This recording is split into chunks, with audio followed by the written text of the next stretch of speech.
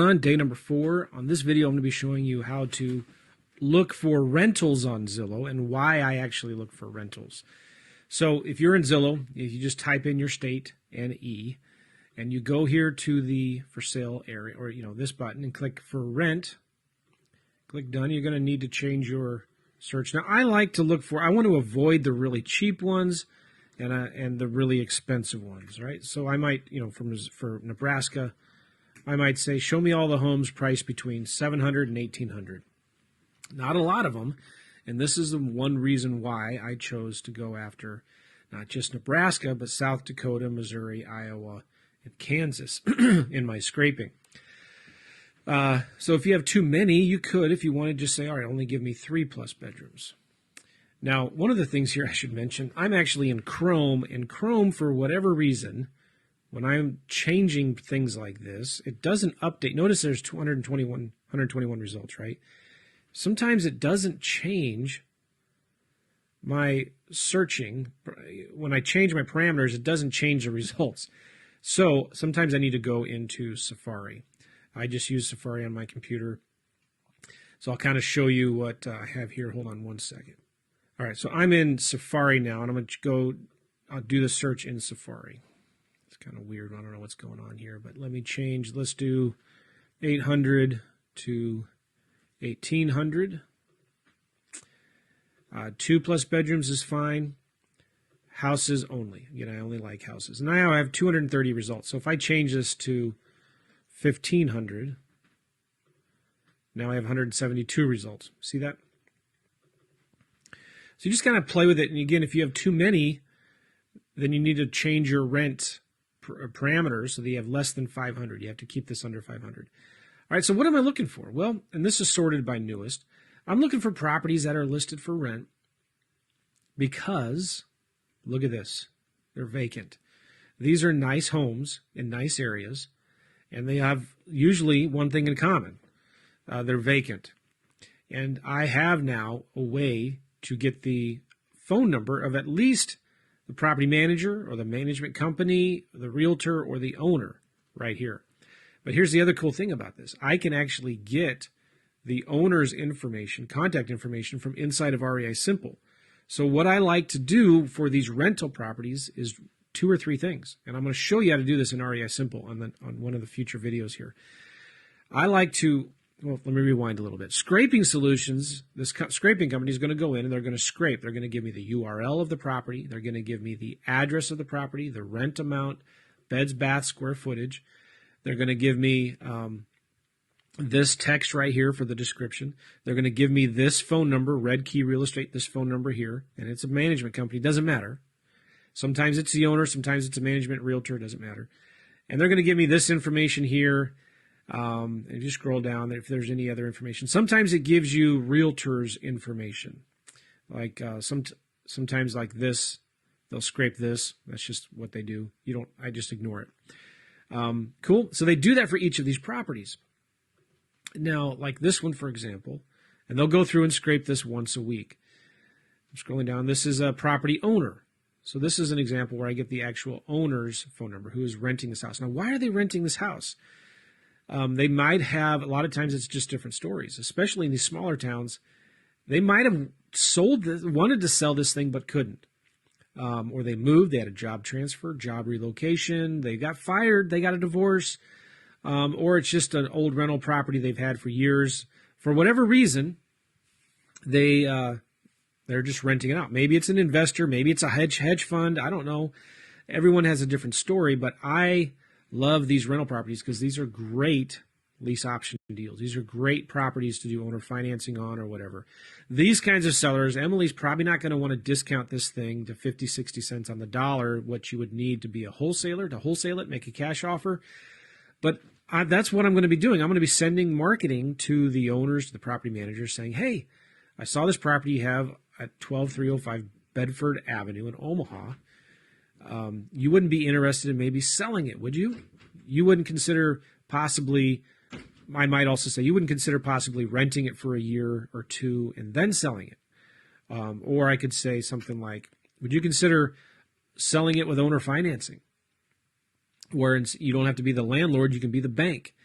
What I want to do is I want to get on the phone and talk to the owners of these properties and ask them, hey, do you want to sell this house? And I tell them I'm an investor. I'm looking for properties in the Omaha area, and I'm looking for nice homes that I can rent for a little bit and then buy. Or I'm just looking for nice homes that I can buy and find out what price they want to sell it for. And then I say, well, I can't get you that price with cash, but I might be able to get you that price if you'd consider something like seller financing or lease purchase. You see, this opens the door for the conversation to get to them. And if they say no, which is common, right? Guess what? Now I have a phone number, and I'm going to be following up with Emily every 30 days for the rest of her life, or mine, whoever dies first, okay? Just kidding. But I'm going to follow. That sounds creepy. But I'm going to be following up with her constantly saying, hey, that rental property, have you sold it yet? And this is where 99.9% of your deals are going to come from. Let me clarify that again. Almost 100% of your deals are going to come from the follow-up.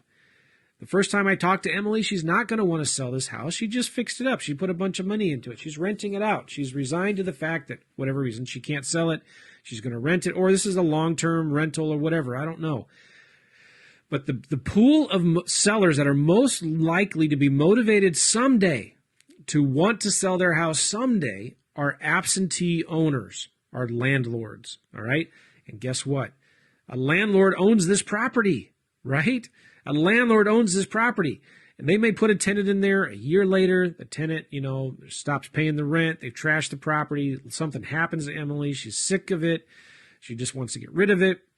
And because you've been following up, and you're not some douchebag that just offers ridiculous 50, 60 cents on the dollar offers all the time, and it's just doesn't care about following up, she's going to contact you and say, hey, I want to sell this house now.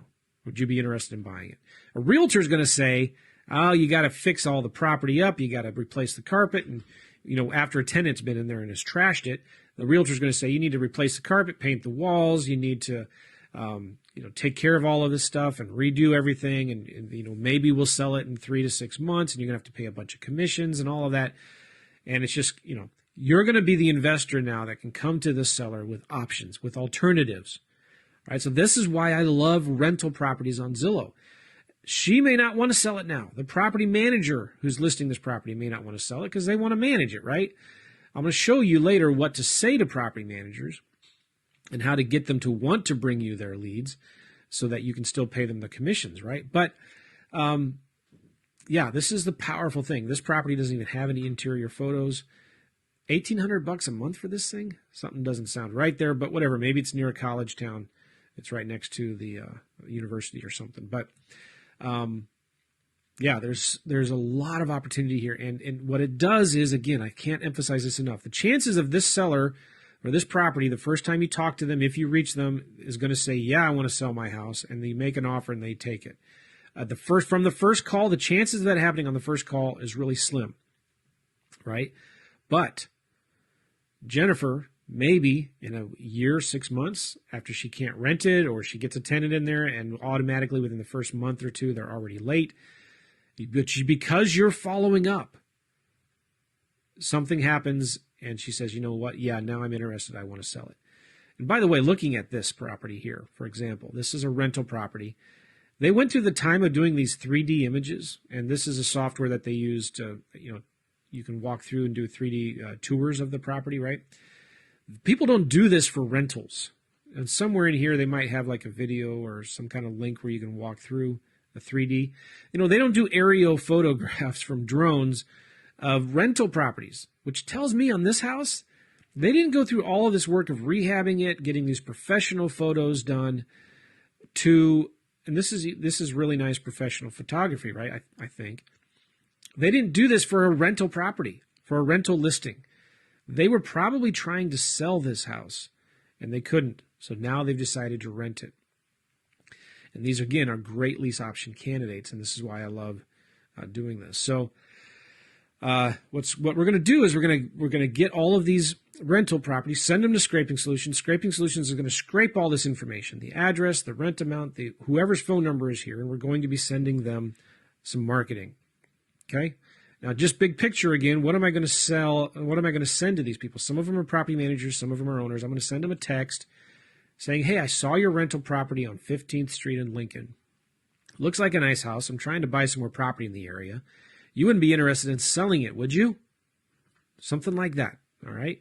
They're going to respond back, yes, no, maybe, I don't know, tell me more, or maybe there's no even not a response because this is a landline. They don't receive texts.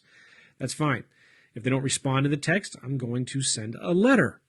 If it's for the property manager, I'm still going to send a text to the property manager, but most of them, these phone numbers that they put in here, they have got, a lot of properties, and so they put these phone numbers that are voicemails or automated machine, computers, or I don't know, whatever. And so the text won't go through to anybody. So the cool thing that I'm going to show you how to do is inside of REI Simple. We have the address of the property. We can click a button and get the address of the owner. If it's listed with the property manager, we can get the name and address of the owner with a quick click of the button. And then we can skip trace the owner, and we can also send the owner a letter. So one of my favorite sources of marketing, pay attention here because we're going to be talking about this, is downloading all of the addresses of all these rental properties. And there's 200 and how many here? There's 230 in Nebraska. And if I go to Iowa, there are 243. If I go to Missouri, 934. With just sending this stuff to Scraping Solutions, they can scrape all of this data. So within a few days of them starting the job, I can get over 2,000 properties of rental properties that are currently vacant. And I can send the owners of those homes a letter. This property here is managed by a professional property manager. Okay. How long has the owner owned it? I don't know. But I can send some marketing to the property manager. Chances of me getting through to them, not very good. But I can find out who the owner of this property is. I can send them a letter. Hey, do you want to sell your property? I can skip trace them. I can send them a text. And it's amazing. So I love rental properties because this one, they may not want to sell it now. But again, guys, listen, in 2, 3 months, 6 months, a year, after following up every single month, chances are really, really good that they will want to sell it then. So it's a really cheap, effective form of marketing, which I love, I'm excited about. And so what I did is I went through and I did this. In Missouri, I got the criteria. Remember I showed you the spreadsheet before. Hold on a second, I have to open it. All right, I was going to show you, here's the spreadsheet. What I did is I figured out the states that I want to scrape, and I have the for rent here, all right? And I'm giving them the price range that I want them to scrape, houses only, 2 to 3 plus bedrooms, and I give them a name for the job. So they're going to be scraping Nebraska, Iowa, Kansas, Missouri, and South Dakota for the rentals for me, okay? And by the way, this spreadsheet here, I put some links in the membership site and into this Google Doc. Remember this Google Doc I showed you before, day 1, day 2, day 3? And so one of the things that I've put in here are the links, and these links will be below the videos. This video that you're watching now, you'll see these links here, but they're also in this Google Doc, which is in this 30-day challenge Google Drive folder, okay? Here you'll see the link to Scraping Solutions. You'll see the tutorials on how to use Scraping Solutions. You'll see there's a tutorial on how to import data into REI Simple, and I'll show you how to do that. But here I also uploaded the batch template, this sample spreadsheet. I uploaded this to Google Drive, so you can actually see it, and you can download this spreadsheet from the Google Drive folder, all right? So it looks like, let me get it here for you. Miscellaneous spreadsheets. Here's the sample thing. Well, anyway, I have it here in Excel. It's real simple, right? This is what I'm going to upload to Scraping Solutions. And to see the tutorial on how to do that, don't forget right here, watch these tutorials and watch the videos that I did in the days before. So I went here to Zillow and I started with Nebraska, NE. All right, and I had 230 results, right? And then I went, and I'm looking at just for rent, looking for price between 800. I might have done 2,000 on some of these. 250 results, 2+ bedrooms. If I had too many results, I might do 3+ bedrooms, but I'll do 2+ bedrooms here. I want houses only. Cool. So this is the criteria that I give to Scraping Solutions. Scraping Solutions once a week will go through and scrape all of these homes. And then the next one was Iowa. All right, I click IA. There's 272 in Iowa. Then I go to, let's do South Dakota. A lot fewer there, 28 results. Then I went to Missouri. There's a lot more in Missouri because there's St. Louis and Kansas City and Columbia and Springfield. So there's 1,000 results. What does that mean? Well, I need to change my criteria here. 1,200 maybe. That gives me 455. That's still a little too much, right? So I might do 1,100. And by the way, there's going to be some houses here I don't want to do lease options on, right? So if I sort this from payment low to high, you're going to look at some of these houses. They're in bad neighborhoods like this one here. This is a pretty rough neighborhood, 63136. I don't want to do a lease option on this, but I'll make a cash offer, right? So typically on the cheaper properties, I just make a cash offer. On the nicer, more expensive properties, I'll make a lease purchase offer. Sometimes if it's decent, if it's a good enough property, I might make owner financing, but I just don't want to do a lease option on a cheaper property. I'll make either a cash offer or an owner financing offer, and if I get under owner financing, I'll keep it as a long-term rental, or I'll assign my contract to an investor.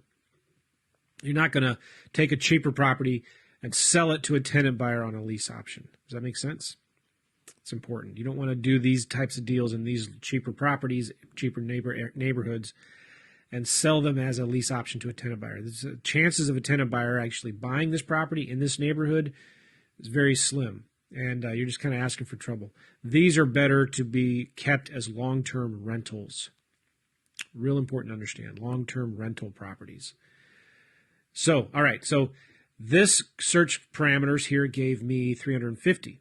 So that would be good. Now, my next search parameter is going to be 1101 to maybe 1400. Let's see how many we have now. 298. Good. Then my next criteria might be 1401 to 1800. That gives me 289 results. I might even be able to do 2000. 358 results. All right, so that's the criteria I'm going to send to Scraping Solutions. Scraping Solutions is going to come in here and scrape these properties one at a time. Now, some of these are going to be owned by big hedge funds, and that's like the First Key Homes. That's probably a hedge fund that owns that property. Not a big deal. So what happens is this phone number, if we scrape it, and this phone number is going to be on 50 to 100 different properties, I'm not going to be sending them 50 to 100 different text messages. On these properties, once I find that this is a number that is not a good number, I'm going to add that number to my do not call list so it won't text them anymore. But I'll just go in and I will scrape. This number, this address will be in my CRM, and I can find the owner's information and send the owner of that property a letter. All right. So I'll be showing you how to do that in future videos. I just wanted to show you kind of what we're doing with the rentals. Grandview, this is a good area. I used to own a home and live in it like down the street. Like literally, that's so crazy. I was on, I think, 135th Street in Grandview. Anyway, I love this area, right? This property is listed by, again, First Key, big corporate, maybe probably a hedge fund or something.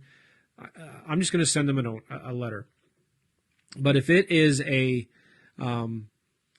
it's an individual owner, and one of the cool things about this too, you'll see this when you typically get into the higher end, nicer end homes. Let me change this payment high to low. A lot of these properties you will see being advertised by individual owners, not by property management companies, or they'll be listed by realtors. And these are really good lease option candidates. It's listed by an agent, but a lot of these, they would like to sell them but couldn't. Somebody doesn't buy this house to hold it as an investment property for cash flow. They probably lived in this house, wanted to sell it but couldn't. And so, $2,000 a month, it's not this is a neighborhood you don't buy these kinds of homes again for cash flow. Somebody probably lived in this, decided they couldn't sell it, didn't have enough equity, or for whatever reason, and now they're just renting it out. These are great lease option candidates. This is listed by an owner. You can text her, send her a letter. I get really good response rates. Especially, one of my favorite things to do with these, and I teach this a lot, is on these nicer homes, send a handwritten yellow letter to the owners of these properties. Send them a handwritten yellow letter and say, hey, I saw your rental property.